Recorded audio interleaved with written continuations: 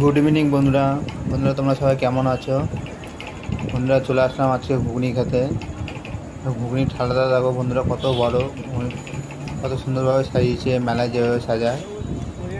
ঘুগনির উপরে ধনেপাতা, লেবু, টমেটো দিয়ে সব সাজানো আছে। এখানে ঘুগনি খাওয়ার জন্য পুরো লাইন পড়ে গেছে। এখানে ঘুগনির প্লেট হচ্ছে পার প্লেট 20 টাকা করে। খুব সুন্দরভাবে বানায়। বন্ধুরা, ভিডিও যদি ভালো লাগে থাকে লাইক কমেন্ট শেয়ার করে দিও। আর তোমরা সবসময় আমার সাথে থেকো, আমাকে সাপোর্ট করো। ঘুগনির উপরে টমেটো কাটা হচ্ছে এখন। বন্ধুরা, তোমরা সবাই ভালো থেকো, সুস্থ থেকো।